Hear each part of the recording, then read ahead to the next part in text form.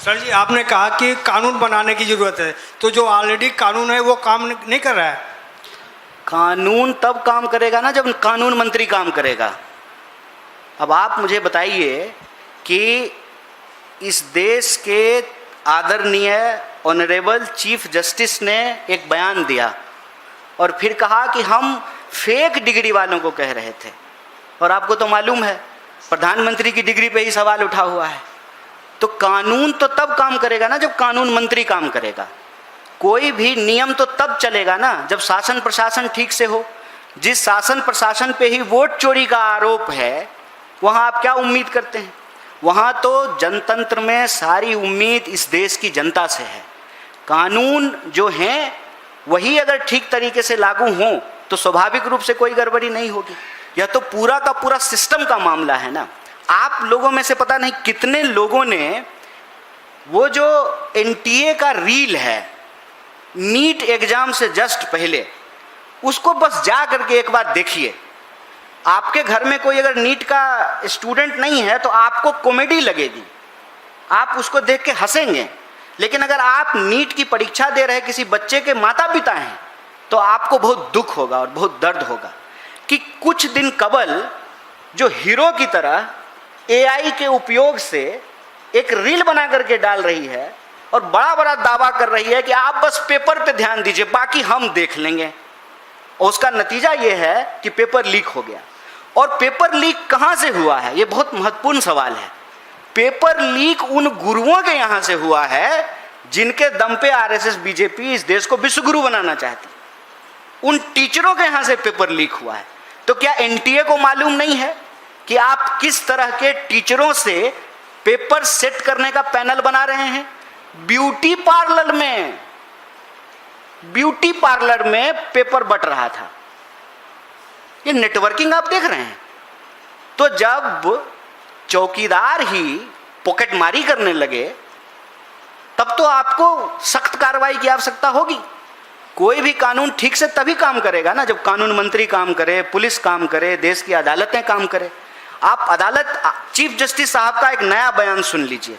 उन्होंने कहा है कि दिल्ली के ज़्यादातर वकीलों की डिग्री फेक है। बताइए, इस पर हंगामा नहीं हो जाना चाहिए? देश के सुप्रीम कोर्ट के मुख्य न्यायाधीश कह रहे हैं कि दिल्ली के वकीलों की डिग्री फेक है और इस पर कोई सवाल नहीं है। चर्चा किस पे हो रही है? झालमुरी पे और मेलोडी पे। और मेलोडी कितना चॉकलेटी है ये भी बता रहे हैं। तो ऐसे में हम तो इस देश की जनता से ही अपील करेंगे और इस देश की जनता से हमारी ये अपील है कि याद रखिएगा, वोट चोरी से बनी हुई सरकार पेपर लीक ही कराएगी। और पेपर लीक अगर होगा तो इस देश के नौनिहालों की आंख फोड़ने की ये कोशिश है। और जब इस देश के नौनिहालों का आंख फोड़ दिया जाएगा तो आप बताइए कि भारत विकसित कैसे बनेगा। आज 2026 में क्या हो रहा है इस पर कोई बात करने के लिए तैयार नहीं है। हर साल पेपर लीक हो रहा है। जब हम अभी इस वक्त चर्चा कर रहे हैं, हो सकता है कि देश के किसी कोने में किसी परीक्षा का पेपर लीक हो रहा हो। उसी वक्त जो है दिन भर सरकार कॉमेडी करती है और कॉमेडी का नाम उपलब्धि दे दिया गया है बस, और थोड़ा गंभीर टोन में कॉमेडी करती है। इस देश को पेपर लीक को बहुत गंभीरता से लेना चाहिए। ये एक बहुत बड़ा सवाल है और इस देश के लोगों के लिए पेपर लीक ना हो, विद्यार्थियों के भविष्य को दांव पर ना लगाया जाए, इसके लिए एक सख्त कानून की जरूरत है और दोषियों पर सख्त कार्रवाई की आवश्यकता है।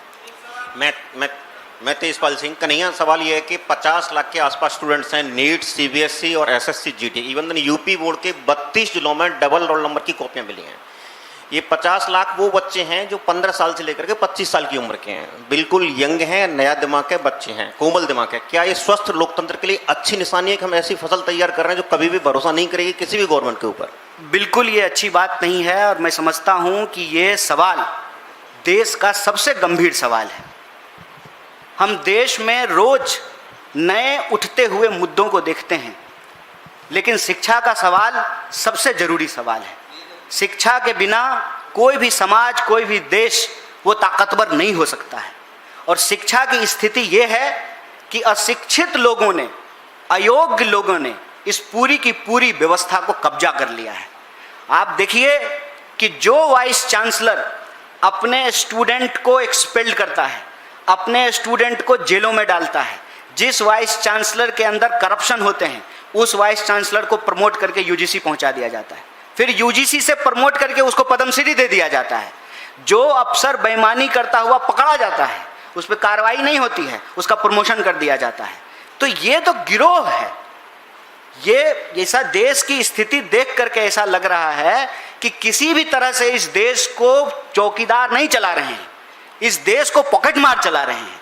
और पॉकेट मारों के इस गिरोह के चलते सबसे ज़्यादा अगर कोई प्रभावित हो रहा है तो वो इस देश के नौजवान और विद्यार्थी हो रहे हैं।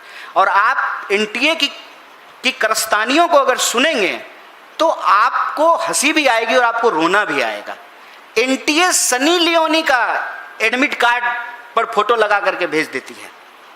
आप सिर्फ एडमिट कार्ड जो भेजा जाता है उस एडमिट कार्ड पर एक रिपोर्ट बना करके देखिए कि दुनिया भर के हस्तियों का फोटो लगा करके एडमिट कार्ड भेजा जाता है। कोई भी वेबसाइट, डिजिटल डंडा सरकार चलाना सीख गई है, सोशल मीडिया बैन करना सीख गई है, लेकिन अपना वेबसाइट सरकार का नहीं चल रहा है। कोई भी वेबसाइट ठीक से नहीं चलता है। सारा का सारा महकमा प्रधानमंत्री से लेकर के नीचे तक का अफसर रील बनाने में व्यस्त है। एआई का इतना ही इस्तेमाल हो रहा है कि सब लोग रील बना रहे हैं।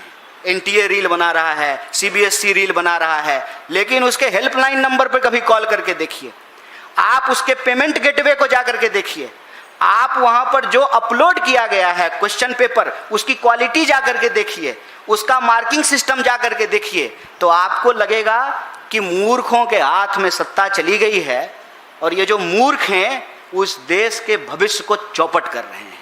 सर कन्हैया जी, आज सुप्रीम कोर्ट का फैसला आया है बिहार एसआईआर को लेकर। सुप्रीम कोर्ट ने कहा कि बिहार में जो एसआईआर हुआ है पूरी तरह से वैध है, कोई उसमें जो है गलती नहीं है, हाँ संवैधानिक है। इस पर क्या कहेंगे? देखिए, इस पर एसआईआर के सवाल पर आपको पार्टी की तरफ से एक आधिकारिक सूचना दी जाएगी, प्रेषित किया जाएगा। मैं उम्मीद करता हूं कि प्रेस कॉन्फ्रेंस भी होगी। हम बस इतना कहना चाहते हैं कि एक सवाल आज इस देश के लोगों के मन में है, चाहे वो व्यक्ति राजनीतिक हो या राजनीतिक नहीं हो, चाहे वो दल ए का समर्थक हो या दल बी का समर्थक हो, और वो सवाल है विश्वसनीयता का। इस देश के सिस्टम के ऊपर से लोगों की विश्वसनीयता समाप्त होती जा रही है। और ऐसी परिस्थिति में चाहे न्यायालय न्यायपालिका के लोग हों, चाहे चुनाव आयोग के लोग हों, चाहे एनटीए के लोग हों, चाहे मंत्रालयों में बैठे हुए अफसर हों, उनको यह बात गंभीरता से सोचनी चाहिए कि आप अपनी नाकामियों पर चाहे जितना झूठ का मुलम्मा चढ़ा दें, चाहे जितना आप एआई से डेकोरेटेड रील बना दें, लेकिन आपकी नाकामियों के ऊपर पड़ने वाला पर्दा जगह जगह से फट गया है। और इससे सवाल लगातार बाहर झांक रहे हैं। और सवाल यही है कि आज दुनिया में हमारी स्थिति क्या है, हमारे इंस्टीट्यूशन की ट्रांसपेरेंसी की हालत क्या है, मीडिया की हमारी हालत क्या है, और सबसे ज़रूरी सवाल, इस देश के नौजवान, आज भी भारत दुनिया का सबसे युवा देश है, और इस सबसे युवा देश के नौजवानों की हालत क्या है। मैंने आपको बताया 1 घंटे में 2 लोग आत्महत्या कर रहे हैं। और आज मैं सुबह रिपोर्ट पढ़ करके आया हूं कि 3 लोग अगर आत्महत्या कर रहे हैं तो उसमें हर तीसरा व्यक्ति दिहाड़ी मजदूरी करता है।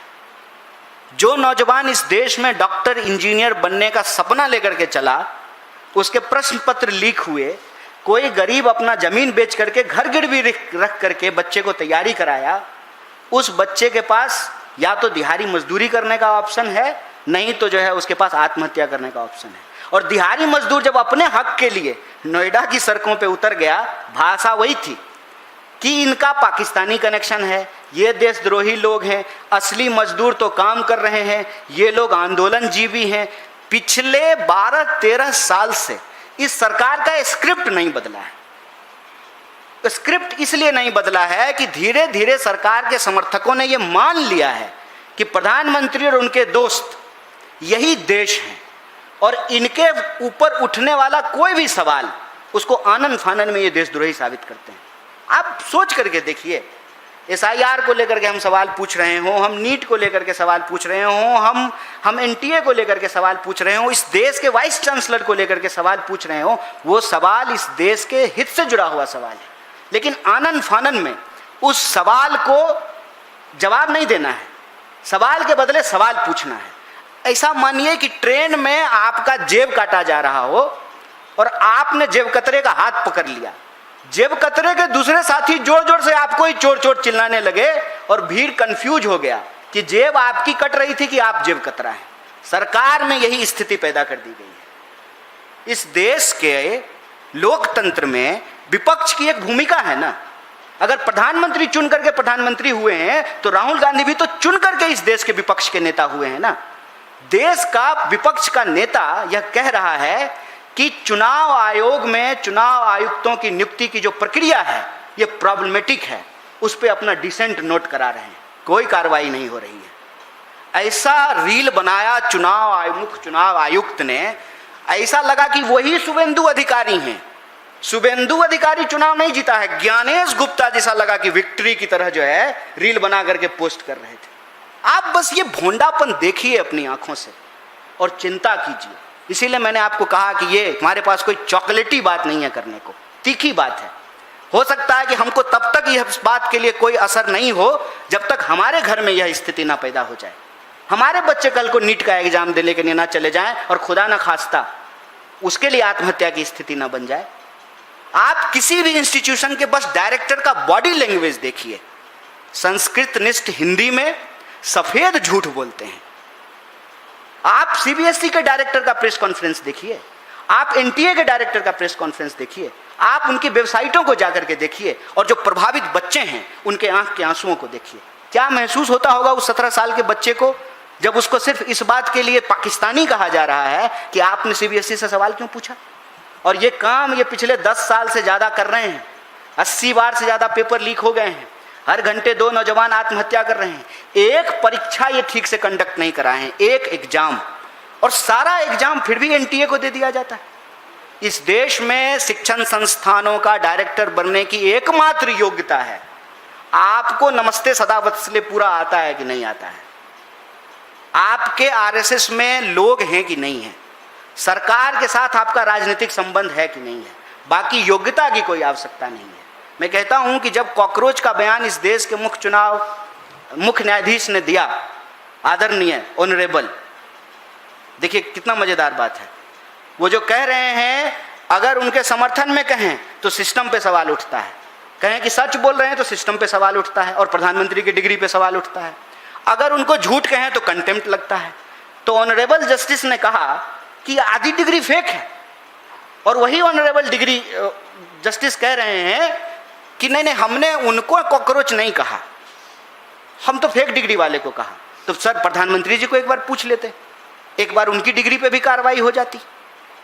ये जो सवाल आप पूछ रहे हैं यह सवाल इस बात से ज़्यादा गंभीर है कि सुप्रीम कोर्ट में क्या निर्णय आया, चुनाव आयोग क्या कह रही है, रेल मंत्रालय अपने दलील में क्या बोलती है, शिक्षा मंत्रालय रील बना करके क्या कह रही है। इससे ज़्यादा ज़रूरी सवाल है कि इस देश के नौजवानों को इस देश के सिस्टम पर से उनकी विश्वसनीयता कम हो रही है।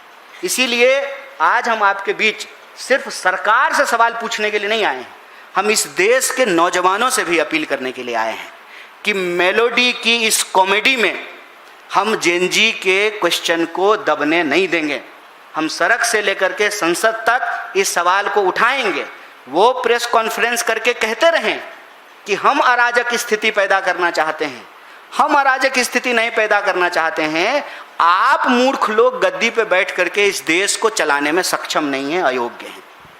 कन्हैया, ABP न्यूज़ से मैं मोहित दुबे हूँ। मेरा सवाल ये है कि आपने वोट चोरी के मद्देनज़र बिहार के 20 जिलों में आपने यात्रा की थी, राहुल गांधी आप भी उस यात्रा में शामिल थे। भारतीय जनता पार्टी कह रही है कि वोट अधिकार यात्रा ये लोग कर रहे थे, वोट चोरी का मुद्दा उठा रहे थे। सुप्रीम कोर्ट ने कह दिया है कि वोट चोरी का कोई मुद्दा नहीं था, SIR बिल्कुल सही था, राहुल गांधी को माफ़ी मांगनी चाहिए। पहला सवाल। दूसरा सवाल मेरा ये है कि कर्नाटक के घमासान को लेकर, या ये कहें कि कर्नाटक की कुर्सी को लेकर जो है बड़ा हंगामा बरपा है, सिद्धारमैया रहेंगे या DK शिव कुमार बनेंगे। DK शिव कुमार मंदिर मंदिर यहाँ पे जा रहे हैं, क्या एक्चुअल में स्थिति है, इसके बारे में थोड़ा बता दीजिए। देखिए, देश में हजार मुद्दे हैं। हमारे लिए सबसे बड़ा मुद्दा ये है कि इस देश में एक भी परीक्षा पर चर्चा करने वाले प्रधानमंत्री सही तरीके से कंडक्ट नहीं कर पा रहे। हमारा सीधा सवाल है कि सरकार को जवाबदेही तय करनी पड़ेगी। क्या मजबूरी है, प्रधानमंत्री आकर के बताएं कि प्रधान से क्यों घबरा रहे हैं। सर, वो आप ही का प्रधान है, आप ही उसको प्रधान बनाए हैं, वो ट्रंप नहीं है। आपको उसके सामने कोई सरेंडर करने की जरूरत नहीं है। वो काम नहीं कर रहा है। इससे पहले आपने एक और आपकी प्रिय मंत्री थी स्मृति ईरानी, उस वक्त मैं स्टूडेंट था, हम लोग सड़क पे आंदोलन कर रहे थे, तो उस वक्त तो सरकार ने उनसे इस्तीफा ले लिया था। उनका शिक्षा मंत्रालय लेकर के उनको कपड़ा मंत्री बना दिया था, कहा था कि आप इसमें फिट हैं, कपड़े की आपको समझ ज़्यादा है, शिक्षा की नहीं है। तो ऐसी क्या मजबूरी है कि इस प्रधान को बिठाए हुए हैं, इसको क्यों नहीं हटा रहे हैं। बार बार जब पेपर लीक हो रहा है, एक एग्जाम ठीक तरीके से कंडक्ट नहीं हो रहा है, ये हमारे लिए सबसे बड़ा सवाल है। और जहाँ तक वोट चोरी का सवाल है, मैं उस पर आपको आज फिर कहता हूँ, चोर जब सरकार बनाएंगे तो पेपर लीक ही होगा, और इस पर माफ़ी मांगने की ज़रूरत नहीं है।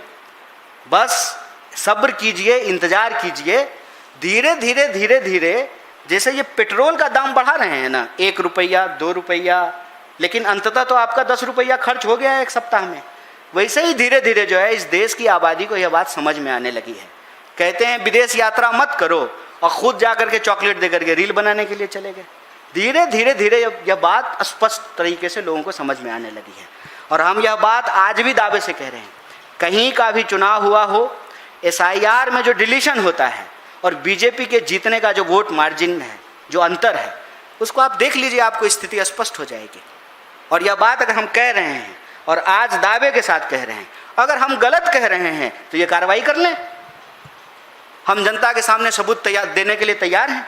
राहुल गांधी ने वोटर लिस्ट निकाल करके चुनाव आयोग के ही वोटर लिस्ट से वोट चोरी का प्रमाण दिया है, और सरकार के पास इस देश के नेता प्रतिपक्ष के सवालों का जवाब नहीं है। ये दुख और चिंता की बात है, खुशी मनाने की बात नहीं है कि राहुल गांधी जो भी बात उठाते हैं 2 महीने 3 महीने के वो बात साबित हो जाती है। राहुल गांधी की एक बात आप अगर हम कोरोना से ही शुरू कर लें, हर बात सही साबित होती गई है। ये जो आज 10 रुपये पेट्रोल के दाम बढ़े हैं, ये तो राहुल गांधी पहले बोल दिए थे। उन्होंने कहा था कि ये अपने दोस्त के चक्कर में देश के हित को, दोस्त के हित के लिए देश के हित को अमेरिका के सामने सरेंडर कर रहे हैं। वेनेजुएला से तेल खरीदने का जो प्रतिशत है वो 50% को क्रॉस कर गया है। और इसी को तो कहते हैं ना वो मुहावरा, अंधेर नगरी चौपट राजा, टके सिर भाजी टके सिर खाजा। 100 रुपया का $1 और 100 रुपया का 1 लीटर, कितना बेहतर हो गया है। ये स्थिति साफ कह रही है। और रही बात कर्नाटक की, कर्नाटक हम देख रहे हैं, भाजपा को चिंता में अपना पेट खराब करने की आवश्यकता नहीं है। हमारा इंटरनल सिस्टम है। कुछ लोगों को केरल को लेकर के भी बड़ी चिंता हो रही थी, बड़ा जल्दी में थे, लेकिन हम लोग रील बनाने की जल्दी में नहीं थे। आराम से फैसला हुआ लोकतांत्रिक तरीके से, और सारा पार्टी यूनाइट होकर के उस फैसले को लागू किया। कर्नाटक में जो है जो करना है पार्टी करेगी। हमारे लिए हमारी पार्टी कैसे चलेगी ये चिंता का विषय नहीं है। हमारे लिए ये चिंता का विषय है कि देश कैसे चलेगा। और जब हम देश की बात करते हैं, देश का मतलब देश का प्रधानमंत्री और प्रधानमंत्री का दोस्त नहीं होता है। देश का मतलब देश के अंदर रहने वाले 140 करोड़ लोग होते हैं, और 140 करोड़ लोगों की जिम्मेवारी इस देश की विधायिका, न्यायपालिका और कार्यपालिका और इस देश की मीडिया के ऊपर है। चारों इंस्टीट्यूशन को अपनी जिम्मेवारी निभानी पड़ेगी, और वो चारों इंस्टीट्यूशन अगर अपनी जिम्मेवारी नहीं निभाएंगे तो हम इस देश का विपक्ष होने के नाते देश की संसद और सड़क पर इस देश के छात्रों और नौजवानों की आवाज़ को बुलंद करते रहेंगे। मेरा नाम आदर्श कुमार है, मैं उत्तर प्रदेश आता हूँ। हम जैसे लोग जो यूपी से आते हैं, दिल्ली में काम करके पढ़ाई करते हैं, काम भी करते हैं, पढ़ाई भी करते हैं। अभी आपने NTA पर बोला, UPSC में अभी प्रीलिम्स हुआ है, क्वेश्चन आउट ऑफ सिलेबस था, 1 मिनट में क्वेश्चन पढ़ा नहीं जा रहा था, मैं आंसर कैसे देते, और उसका मॉडल पेपर भी नहीं जारी किया गया 1 या 2 दिन पहले। तो UPSC के ऊपर आपकी क्या राय है? ये आपने बहुत अच्छा सवाल किया है। देखिए कितना मजेदार है, UPSC का सिलेबस नहीं आउट हो जाता है। सिलेबस आउट होना चाहिए, सिलेबस 1 साल पहले पता चलना चाहिए। सिलेबस आउट नहीं होता है, नीट का पेपर आउट हो जाता है। कितना मजेदार सरकार है बताइए। क्यों? क्योंकि एक से एक नमूने मंत्री हैं, बस एक बार जा करके उनके सोशल मीडिया को देखिए, आपको ऐसा महसूस होगा। आप बस एक बार जाइए और एनटीए का रील देखिए और वहीं से आप प्रधानमंत्री का रील देखने के लिए चले जाइएगा, लगेगा कि दोनों का स्क्रिप्ट कोई एक ही आदमी लिखा है। हवाबाजी, काम जीरो, हवाबाजी दुनिया भर का, पूरे गुब्बारे में सिर्फ और सिर्फ गैस भरा हुआ है। और जो ही आप सवाल पूछिएगा तो वो सवाल नहीं है, वो सुई है, और गुब्बारे की तरफ बढ़ती हुई सुई, इसका मतलब गुब्बारे का हवा निकल जाएगा। इसीलिए सरकार को सवालिया लहजे में कोई भी मजाक पसंद नहीं है, कोई भी मजाक पसंद नहीं है, क्योंकि सारा कॉमेडी सरकार खुद करती है, गंभीर टोन में करती है, सीरियस टोन में। और ये कॉमेडी है, ये कॉमेडी है कि विश्व गुरु का दावा करने वाली देश के पास एक परीक्षा ठीक से कंडक्ट कराने के लिए कोई इंस्टीट्यूशन नहीं बचा है। और ऐसा नहीं है कि इस देश में परीक्षाएं नहीं हुई हैं, इस देश में परीक्षाएं होती रही हैं, सब लोग परीक्षा पास करके ही यहाँ बैठे हुए हैं, सरकारें चलती रही हैं, विश्वविद्यालय चलते रहे हैं। ऐसा नहीं है कि अनोखी सरकार बनी है, यह सरकार अनोखी इस मामले में है कि अगर इस सरकार से आपने कोई सवाल पूछा तो आपको देशद्रोही साबित किया जा सकता है। फिर भी अगर साबित करने के बावजूद डिजिटल डंडा खा करके भी, अकाउंट विथहेल्ड करा करके भी आप चुप नहीं हुए, तब आपको जो है ना रियल डंडा खाना पड़ सकता है। मामला सिर्फ डंडे तक नहीं होगा, डंडा खाने के बाद आपको जेल भी जानी पड़ सकती है। देश के जो भी सवाल पत्रकार पूछने की हिम्मत करते हैं, सिर्फ उनकी नौकरी नहीं जाती है, सिर्फ उनका चैनल नहीं बंद होता है, गोली भी मारी जाती है। और मजेदार बात यह है कि पत्रकार को मारने वाला अपराधी चूंकि सरकार को वोट दिलाता है, इसीलिए उसको बार बार पैरोल पे बाहर छोड़ दिया जाता है। आप देखें, अभी आए हैं एक बाबा पैरोल पे बाहर निकल करके। इस सिस्टम को बस आप देखिए और समझिए। हम कहते हैं कि सिस्टम की नाकामी पर पड़ा हुआ पर्दा फट गया है और इसके छेदों से सवाल झांकने लगे हैं। और सवाल ये है कि प्रधानमंत्री इस देश के युवाओं की आंख फोड़ करके विकसित भारत का चश्मा बेच रहे हैं।